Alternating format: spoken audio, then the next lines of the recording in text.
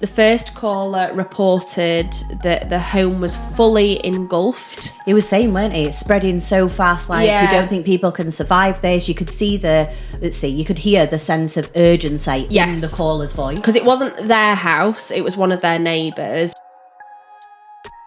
Just a quick disclaimer, the content presented in this podcast is based on real events and may contain graphic descriptions of violence, crime scenes and other disturbing material.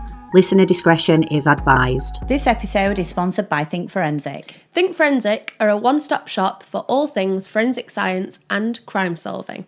They hold experience days, as well as corporate events, team building events, and general education for primary school right the way up to university level, as well as other events and consultancy. There's also a shop where you can get your hands on all things crime solving, from evidence gathering to packaging and collecting evidence, as well as other forensic science equipment. For more information or to book on an experience day, please visit the website. Hi everyone and welcome back to another episode of Grave Secrets. We're your hosts. I'm Annie. And I'm Beth. I nearly said I was Annie then. I hope you're all doing well. We're having one of those days today. Nothing's going well. A nightmare. We've got here and we have all the recording equipment set up, all fine, don't we? Every single week it just works. My car's broken on the way here, so that was the first thing. And then we just didn't get into filming straight away. We're like 50 minutes late starting filming. We're just having an absolute nightmare of a day. Just one of those. And to be honest, for the first time this week, I was quite positive about today. Yeah, I mean, we've got through it. We've started the episode, so that's a plus. And we're dressed a bit different today because we planned our outfits when it was sunny. So if you're watching on YouTube, we planned some lovely summer outfits for today. And then before I left the house this morning, I was like, it is freezing. It's grey. So I put a big woolly jumper on. We should have known when we looked outside that today wasn't the day. I put a big woolly jumper on, but Beth's kept her nice summer outfit. So if you're wondering why Beth's like, got her arms out and all summery and I'm all wrapped up. I couldn't be bothered to reevaluate. So yeah, that's another thing that went wrong. But yeah, on a slightly lighter note, if you've been listening, never check the numbers. Because normally I'm the stats person, aren't I? Yeah, stats aren't for me. However, I realised that you can look at a map. And that's most exciting. It colours in the map when you've got listeners from different locations. Yeah. So if you've got like a full map, it means you've got listeners all over the world. And get this, right? We've got people listening in Prague, India, Japan, Jersey, Sri Lanka, Belgium, Sweden, quite a few in Spain, lots in America, which I suppose does make sense because the majority of cases we cover are between England and America. We've done quite a few American ones, haven't we? That seem to go down well. If the only problem is getting access to the information. Do you know what I mean? If we could get access to more information from other countries, then we would, of course, cover other cases. But it's just making sure we've got enough to create a proper case. And we don't want to be giving exactly. We don't just want to be giving half information. Yeah. But yeah, so there's a little insight. I couldn't believe it. So thank you to everyone all over the world. All over the world that has downloaded or listened. And since we've come back as well, our stats have also gone up. Yes. So they were doing fine while we were away, which we were surprised about. And then as soon as we've come back, people seem to have come back and started downloading again. So thanks for that. Thank you, guys. And without further ado, I guess let's get on with the case. Into it. Yeah. Okay, so today we are heading back across the pond to America. And this case actually involves 9 victims, all of which were killed in their own home. There was no clear motive whatsoever as to why the families were targeted, and the investigation involved multiple suspects before then coming to kind of a really dark truth. Yeah, I thought this is actually quite a terrifying case as well, because there's nothing that, like you said, the motive was unclear. Like, why did all this happen?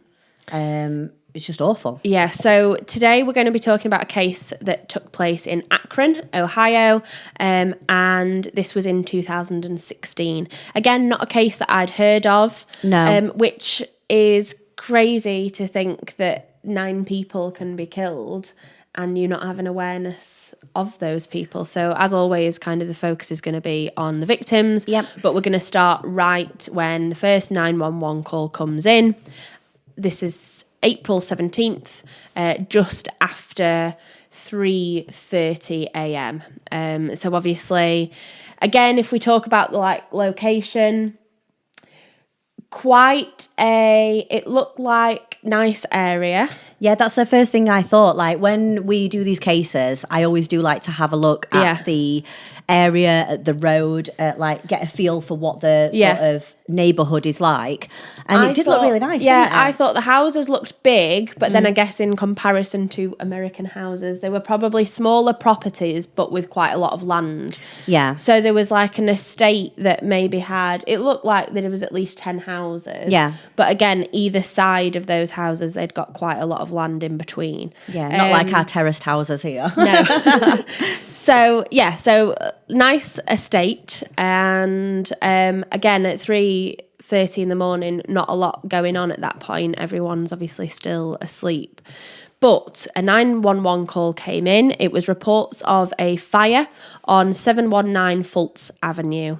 And the first caller reported that the home was fully engulfed. It was saying, weren't it? It's spreading so fast, we don't think people can survive this. You could see you could hear the sense of urgency in the caller's voice. Because it wasn't their house, it was one of their neighbours. But as he was saying, if there are people in there, he was like, they're not going to have survived. Obviously, at that point, the fire service then went out, and the home was quite quickly identified as that of Lindell Lewis, who was a 65-year-old man. He lived with his long-term partner, who was called Gloria Jean Hart, and she was 66. What was significant is that Lindell had recently had hip surgery. Yeah. So everyone was kind of aware of this in the neighbourhood. Yeah, because he'd have to have a wheelchair. So, people would have seen him passing the houses in his wheelchair, whereas before his hip surgery, he'd probably have been walking around. So it's like he would have struggled anyway because he couldn't get around unassisted. And Gloria, I think, was a massive help to him at this time, wasn't she, sort of looking after him? So she was caring for him. Again, it was a multi-storey property. So there was actually a basement, the kind of main floor on the ground level, and then the upstairs. And it sounds like the majority of the time Lindell had been staying downstairs, obviously, because it's a lot easier, but that they were, Gloria was assisting him up to their bedroom at night. That's kind of all you know at first. Yeah. And then, obviously, quite quickly, I think they realised that they needed to identify, obviously, what started the fire. And quite quickly, unfortunately, they realised that both Lindell and Gloria were deceased. You know what I found really sort of harrowing is that the fire brigade said that they could hear them at first. So when the fire brigade first got to the scene, they could hear them shouting for help from the bathroom. And then it's like they can't get to them in time. So the fire brigade, I can't say, that's another word I can't say. So the fire service stated, as Annie said, that the likelihood was that they were obviously asleep in bed at the time. Lindell would have struggled to get out of bed, so Gloria would have helped him, and then they had a bathroom on that upper floor that they then basically barricaded themselves in to try and protect themselves. But unfortunately, they couldn't get downstairs or out in time, and so they were both then killed. Yeah, they were both pronounced dead at the scene. Yeah. Which you just think is just awful to be in that situation where you can't get away and there is no way out. It'd be so of your scary own house as well, because you know how quickly it would progress. Yeah. Because you'd probably wake up when the fire was already quite advanced. Yeah. Because at this point, you don't know where the fire started or anything. You don't know the cause of it. And we'd know how quick a fire spreads through. And then it's not just the fire, it's the smoke, isn't it? The smoke inhalation as well. Yeah. Which is awful. So the police at this point are going to have to start their sort of investigation. Number one, to find out if this is arson or if it's an accidental fire. It could be caused by electrical appliances. So they need to first find the source of this fire, don't they? Yeah. And in doing that, obviously, you're going to look at CCTV. So quite a lot of people had got CCTV cameras in the neighbourhood. Again, that gives you a good idea of whether or not it has been kind of just gone up all of a sudden, or whether you can kind of see a fire that started maybe downstairs or even in the cellar. Yeah, and then started risen. smaller and then managed to... So the CCTV initially showed a man at 3:30 a.m. dressed in like what looked like a jumpsuit or overalls, heading towards Lindell's home. And you then saw this person light something and run away. So light something, put it towards Lindell's property, and then run away. And again, I doubt that that's what they were expecting. You wouldn't expect an arson, especially not in this neighbourhood. No. Especially not that time of kind of day. And no motive either, as in like when the police had spoke to neighbours about Lindell and Gloria, no one had really had a bad word to say about them. No, again, they were well known in the community. They'd lived there for years. So... Then they're watching this footage. They can see that now it is an intentional fire that's been caused. But about 10 minutes after that initial person had set alight Lindell's home, they actually came back because the flames had actually died out. So they then went back to restart the fire, which again is horrific because it's like we've said in other cases, there's always a point in which you hope that someone would kind of realise what they are doing. And that should have been that and point. Stop. Yeah. You'd have thought, oh, it's not happened. Like, what am I actually doing? Yeah. Like, why am I doing this? I nearly swore then, but like you go, oh, God, like I could have killed people. Yeah. Let's not do this. But in this case, that didn't happen. And they saw someone going back towards the house. And again. And trying again. Yeah, and not only that, then there are flames. You can see visible flames on the CCTV. And they're shaking like a bottle of what then they believe to be accelerant or gasoline on already existing flames. So then obviously this is when neighbours were calling in, trying to fathom what had happened. The investigation said that, again, it was unlikely that Lindell would have been able to get out of the property, and they then had to consider that maybe the offender was aware of that and that's why they were targeted, which again is even more horrific. It is, and there were more than one 911 call that came into the police as well, weren't they?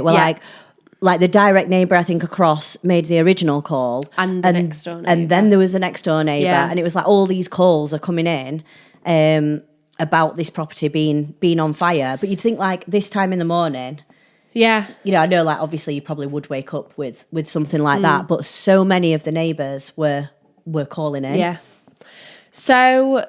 Interestingly, the investigative team thought that it might actually be a local because this person was obviously on foot. They didn't set the house alight and then get into a vehicle and drive away. Yeah. They actually then kind of... they didn't with even them properly returning, run, did they? No, but with them returning to the scene as well, they'd not like gone that far away from the scene. No, but They'd then waited. with arsonists, it is quite common that they watch the fire. That's what they kind of... I know it sounds awful, but that's what they enjoy. Like watch what process. they've done. Yeah. So they did believe that the offender could be a local. So that's when you start looking at who could be a potential suspect. Because I say, the couple were well liked. The CCTV was, I thought, fairly clear. I mean, I know it's in the nighttime, but you could make out that it was a male. Yeah.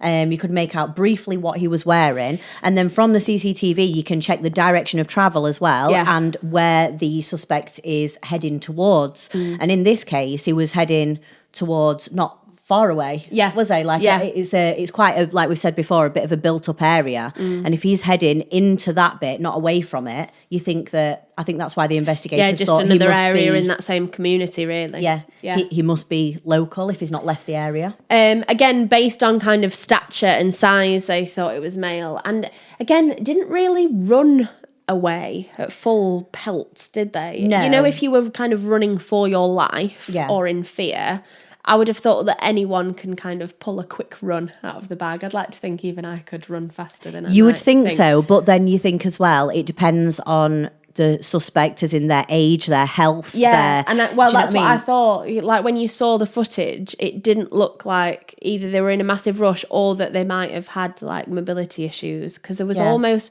the gait was interesting. It was almost like a bit of a stagger. It was quite distinctive. Yeah. But from that CCTV footage, I thought straight away that is not a young man. No. It's not a young man that's done it, because if it's a young, healthy man, he would have ran. Yeah. Surely. Yeah.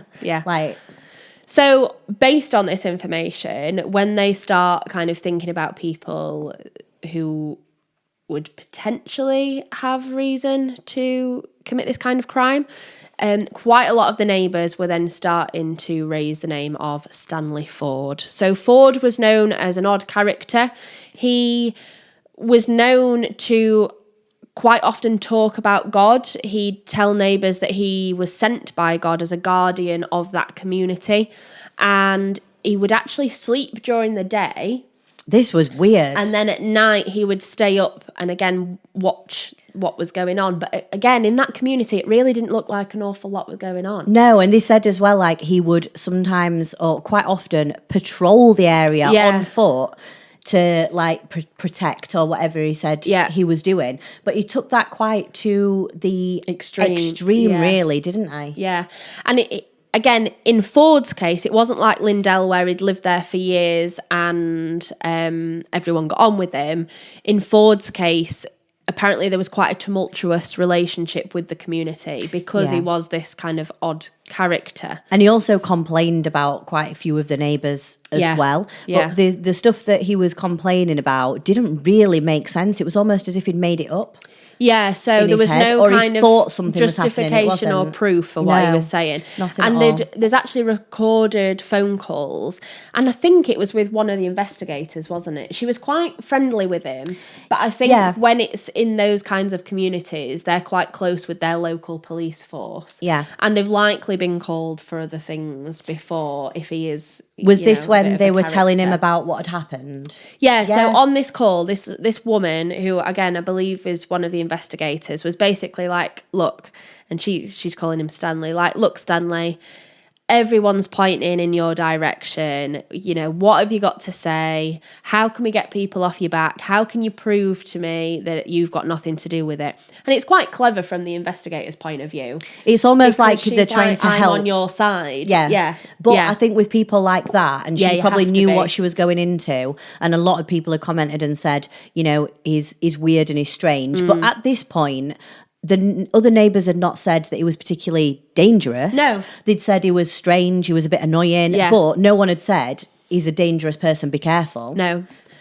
So on this call, Ford actually says, I do not mess with these people. These guys tried to get me to engage with them, but them guys was nasty. They had prostitutes coming and going all night, dealing with homosexuality. Those people was just bad people. I didn't do nothing to them people, and them people were nasty. So... Would you say that, though, if someone has just... If the people in the house have just died, so Lindell and Gloria have unfortunately lost their life in this situation. Again, we're talking about people in their late 60s. Yeah, and when you tell the neighbours about that and say, they didn't make it out of the fire, and they start going in saying, oh, they're nasty people, would you really say that? Wouldn't you be like, well... No.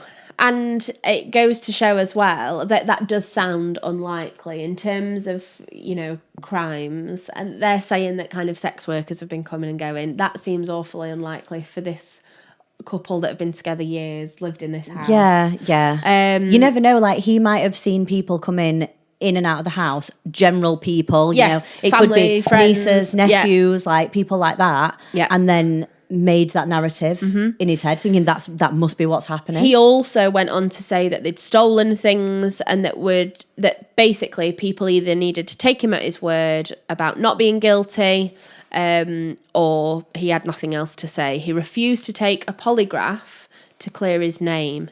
Again, so Lindell and Ford were known to have had disputes in the past. Again, they were about property boundaries, maintenance of property, things like that. But they weren't just with Lindell. They were with everyone in the community. Yeah. So although, like you say, he was a problematic neighbour, he's not someone that the police thought could have been the offender. Yeah. And at this point as well, you can't just focus on one person. You have to look at the other suspects that it could be. And in this case, Lindell and Gloria weren't the only ones that were living in their house. It was I think it was Lindell's house. Yeah. And he had actually got 2 friends living with him. Mm-hmm. So they were having financial difficulties, and it were Thomas and Garrett had ended up staying with him. And I think they were staying in his basement. Yeah, so it's Thomas Hugley and then Ronald Garrett, but everyone referred to him as Garrett. Yeah.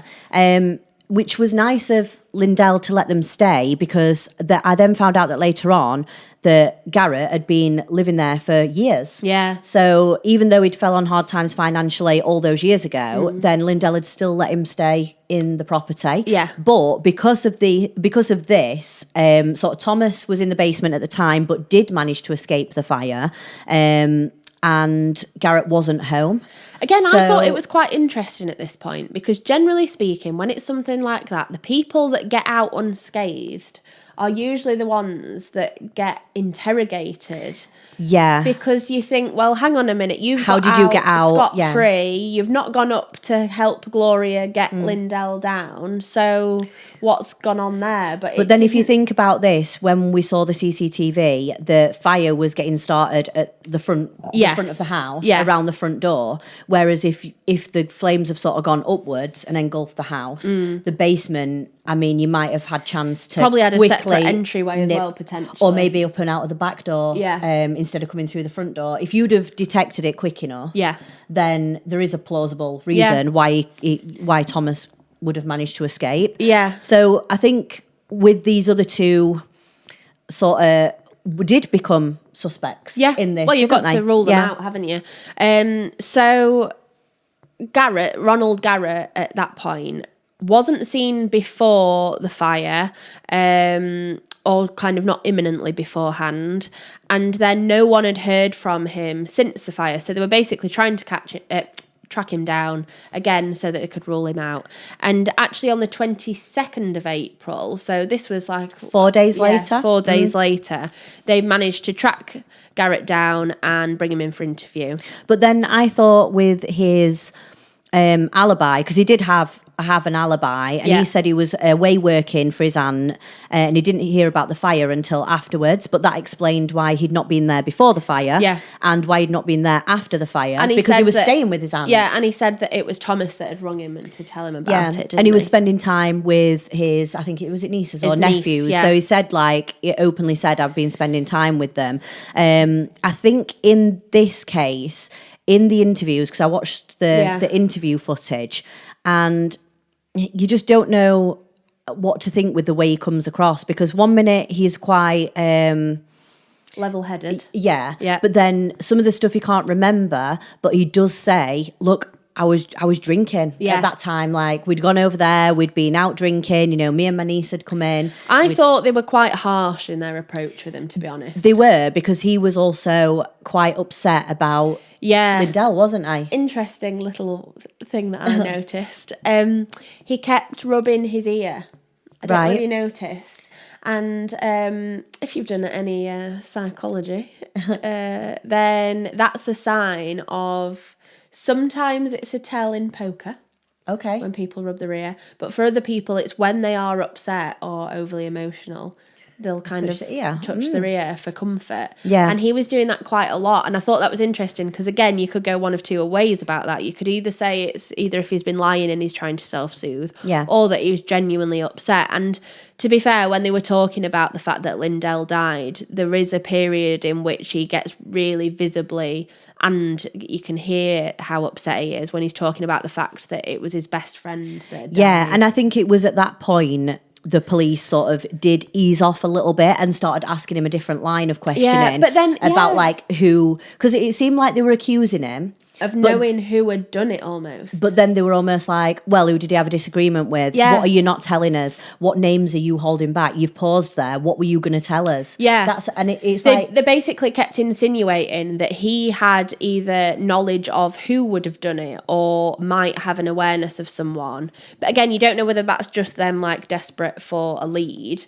But I thought he clearly has as far as I was concerned, I was like, he clearly has nothing to do with it. Didn't have a clue what was He's going really on, upset. did he? He was drunk at the time. He was nowhere near. Yeah. Leave the guy alone. Like, you know, if something happened to you, I'd But be then- like, I don't know. Yeah, but then after that, if something happened to one of us, and the police said, right, you need to clear your name, you need to do a polygraph, I would say no problem. So this Get me is in that the bit- polygraph room. I know they're not 100% accurate. I know they can't be used in court. Yeah. They're not admissible. But I would do that polygraph to say that I've not killed you. Yes. Do you know what I mean? Like, Yeah. I wouldn't have any problem with doing that. But So- that's where this comes into question a little bit. Yeah, so what happened is while this interview is taking place, he said he's got no idea.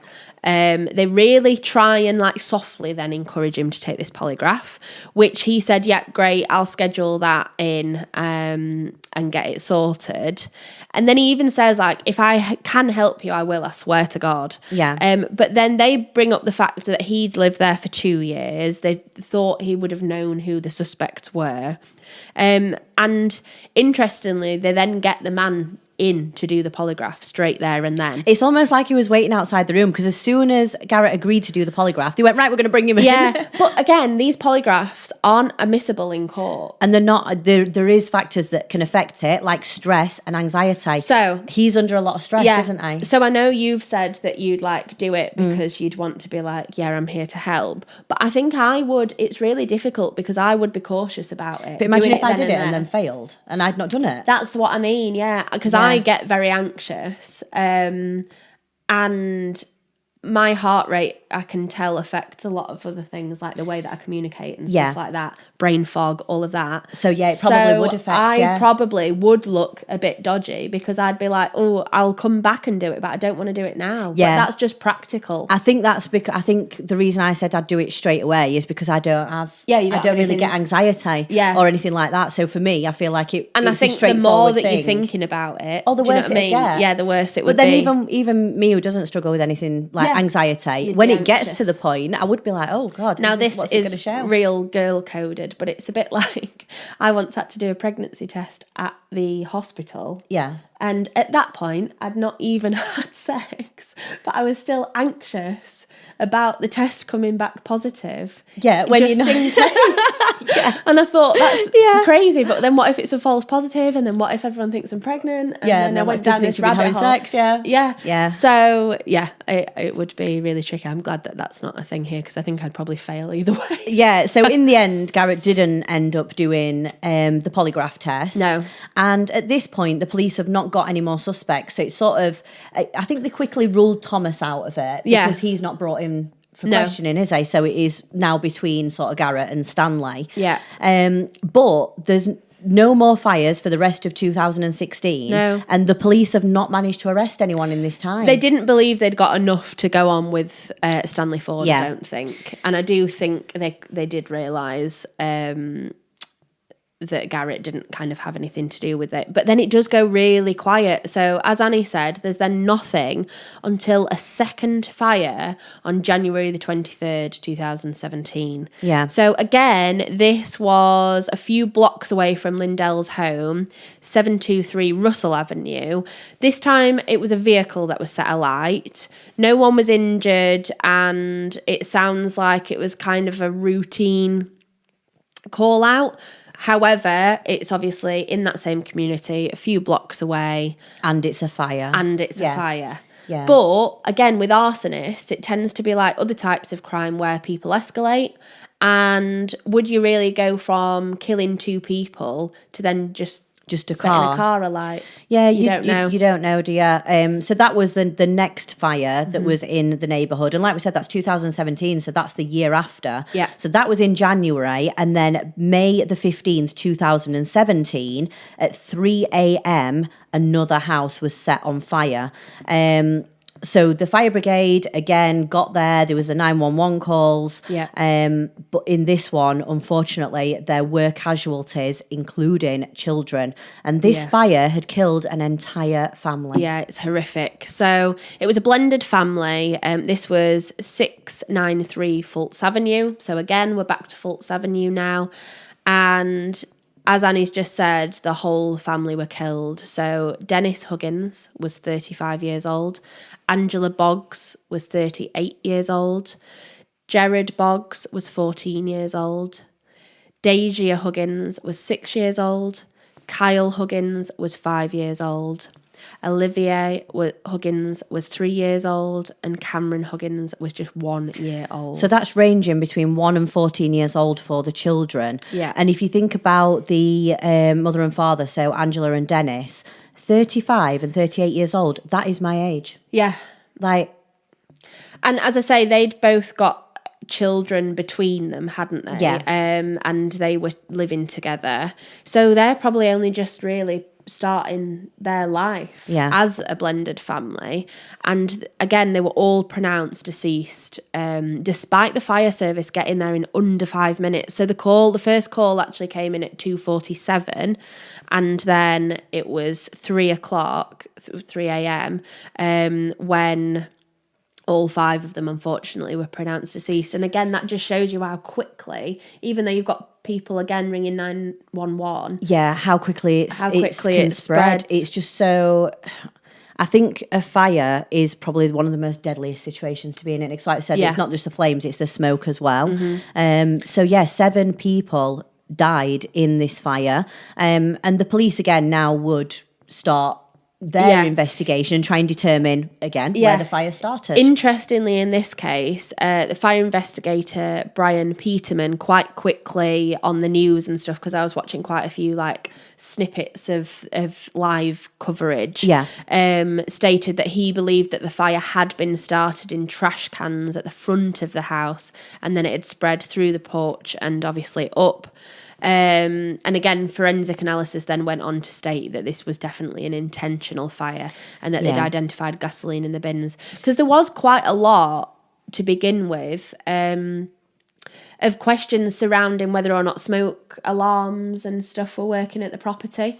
But it's just so quick. Yeah. Like, even if a smoke alarm did go off, like, you've not got much time to get out of the house. And like, when with this happening at night time, you're guessing that people are in bed, probably upstairs. And obviously with an accelerant being used, I was just thinking, it's funny how when we do American cases, we use the American language. I know, yeah. I try and like then when I was like 911. So an accelerant's been used, so it is going to be quick. But in this case, when the bodies were found in the house, they were again all huddled together, and they were unrecognisable and had to be identified by DNA. It was horrendous as well, because most of the family had tried to kind of huddle together, and Dennis was actually found on top of 3 of his children, so he protected them right until the end. It was just horrendous. It was the most deadly fire in Akron's history, and again, just months after the death of Lindell and Gloria. So now you have 2, if not 3 fires that at this point are more than likely to be linked within the same community. But interestingly, a 3rd suspect then kind of crops up and comes into the picture. So Patrick Boggs was Angela's ex-husband, but he'd actually had previous for not only violent crimes, but crimes involving an accelerant. You know what? I just thought how traumatic this must have been for Angela in the last moments of her life. Because previously, Patrick had covered Angela in kerosene and threatened to set her on fire. And that was only in 2001. So it's like 10 years ago. Yeah, so you'd think, like, if you've been covered in an accelerant already, you'd have like a sort of fear of fire, wouldn't you? Well, I'm sure it would give you kind of like active PTSD, wouldn't it? Definitely. You know what I mean? If something like that happened. I just thought how she would have been feeling at that time. And she probably thought, this is Patrick doing it, because it's a fire related. And so that was back in 2001. And then also in 2001, Patrick Boggs had also been charged with stabbing someone. So he then kind of came to the top of the list as the most likely suspect. But then again, it wouldn't make sense as to why he'd previously, set Lindell's home on fire. Unless, I know this sounds really horrific, but unless that was kind of a practice to see whether or not it would do the amount of damage that he wanted to. Again, you don't know what his relationship... Obviously, he's a really awful human being, but you don't know whether he was disapproving of the new relationship that Angela was in.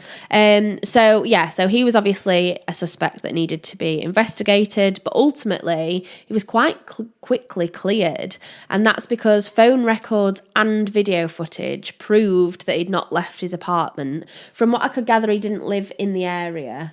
Yeah, and he did agree to the polygraph test. Yeah. They also did look at his clothing, his home, and his truck. They processed all of those for evidence and signs of accelerants. Yeah. But they didn't find anything.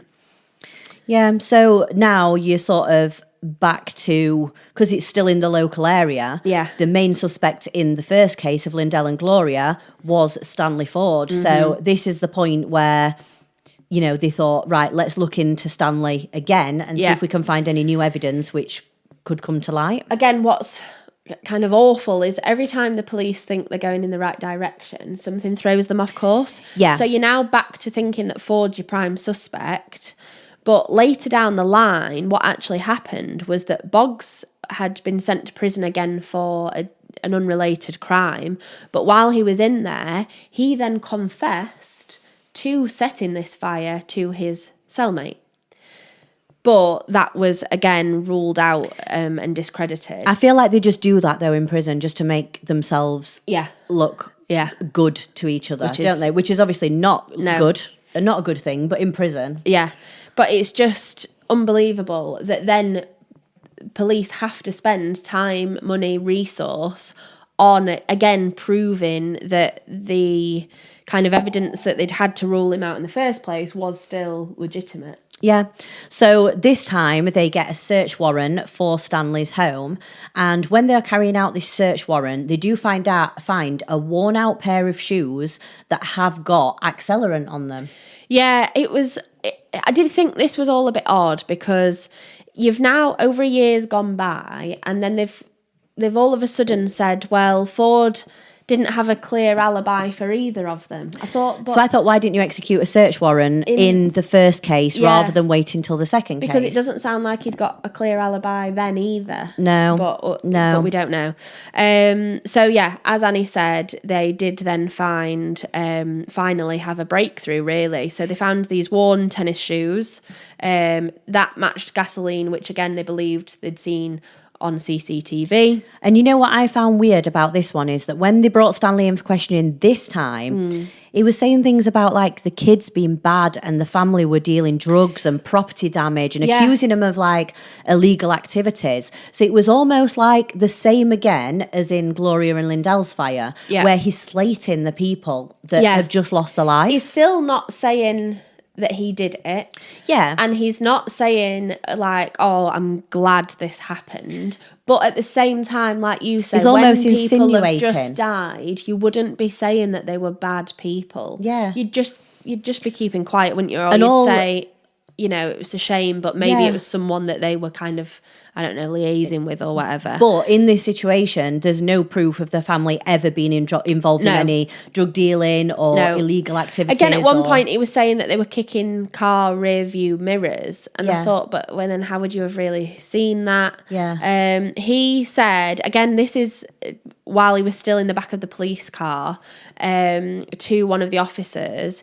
He said, I thought they were bad kids. They were doing immature stuff in the neighbourhood. Again, it's all very neighbourhood based. But he said, I wouldn't hurt anyone or set anyone on fire just to get them out of the neighbourhood. That ain't godly like, man. That ain't human nature. I'm not evil. So he's denying it and he's denying having anything to do with it, but he does keep referring to all of the victims as bad people. And this is weird because the other neighbours have witnessed Stanley arguing with all the people that are involved. Yeah. So he's had disagreements with these two families in the neighbourhood, and then something has happened to these two families. He'd actually had arguments with the Huggins family in the days prior to the fire. Yeah, leading up to well. it. Yeah. And it was again seen patrolling their house. So it is all very odd. It's just awful to think that you would kind of think this person in the community is odd, but you don't necessarily deem them as a threat. Yeah, you don't. No but in this case, Stanley patrolling the area then, like we've just said, was one of the things that would then be used as evidence, because he's patrolling the area on CCTV. Yeah. So if you Placing think him in the area if at you that think time. it's Stanley, you've now got something to compare the other CCTV at night to. So you can look at different things like the height, the build of someone, the gait, the way they walk. Like there's things that make everyone sort of distinctive, isn't there? So the police could then use this footage, and they could use the footage from arresting Stanley at his house and him like walking out of the house and walking down the driveway that they got on the body cams. They could now compare this to the CCTV on the night of the fires at both these houses, couldn't they? Yeah. So in that comparison, they noticed that the gait of the offender looked really similar. They definitely thought they were looking for the same person. But what I thought was interesting is they'd also got footage of Ford being walked to the police car from his house when they were conducting the search. Yep. And that was also a match. Yeah. You could see that same kind of, as I say, like this stagger, this kind of swing of his arms. And so at that point, they were pretty sure that it was Ford. So even though like CCTV is very good evidence, I wasn't sure if this was going to be enough to go on. No. Because that is the only thing you've got. And it could be, I thought, as a sort of, as defence in court, it probably could be quite easily discredited. Yeah, and again, he's not admitting to anything. So he was confronted when he was then questioned in interview. He kept stating, I didn't do that fire.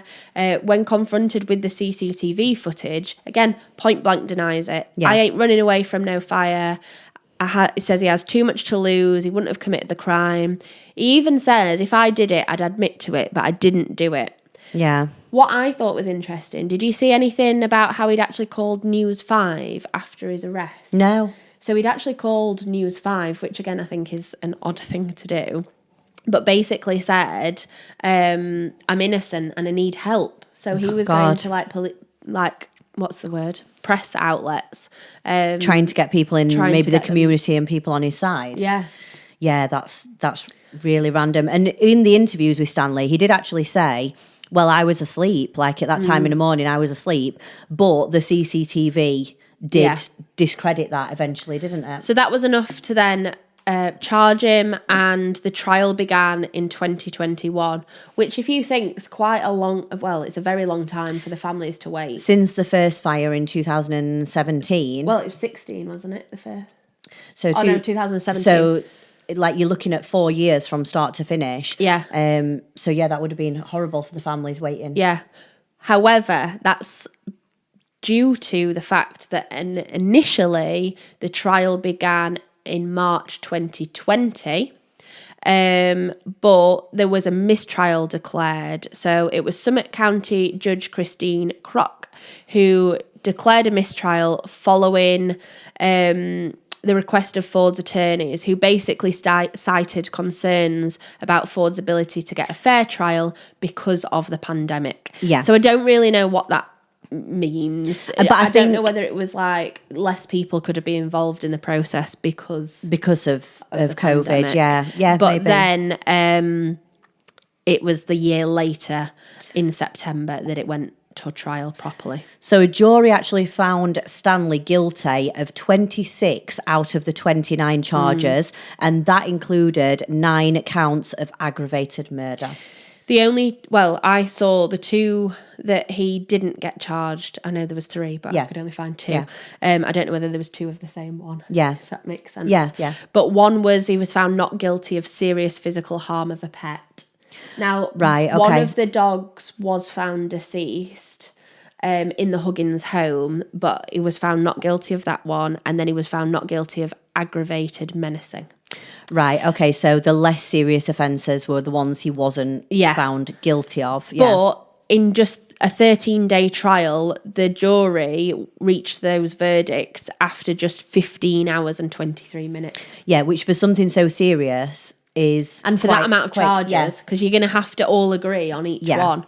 So, thankfully, as you say, found guilty on all 9 counts of murder. Instead of a unanimous decision for the death penalty, this was the only bit where the jury kind of differed, because juries could agree upon a life sentence, but they didn't agree on the death penalty. Yeah, so under the Ohio law, a death sentence can only be imposed if all jurors agree. And in this case, even if there was just one that didn't, then they couldn't give the death penalty. So that is why the death penalty at this case was off the table. Yeah. So the trial was in September, lasted 13 days. And then the sentencing was actually held in October. At that point, it was formally sentenced to life in prison. And again, that same judge, Christine Kroc, ruled that the suspect would not be eligible for parole. Yeah. He would serve full life terms for each murder. So that's 9 consecutive life sentences. Yeah, and she actually imposed an additional 21-year sentence for the attempted aggravated murder. So was that of Thomas? I believe it got away. Yeah. It got a violent order specification, which again you would do. So these consecutive sentences will ensure that Ford will never be released from prison. Yeah, and again the judge said the deaths are a horrific tragedy, which not only impacted these families but the entire neighbourhood and community. Yeah. Sorry, that wasn't the judge. That was Margaret Scott, who was the criminal chief assistant prosecutor. Yeah. She also said never before in Summit County history has one man been charged with the murders of 9 people. They were absolutely horrific. And if Stanley maybe had properly been investigated in the fire at Lindell and Gloria's home, you know, you never know what would have happened, and maybe the family could have been saved in the second one. So again, I'm just going to read out the names of those 9 victims, and then we're going to finish with a couple of quotes from family members.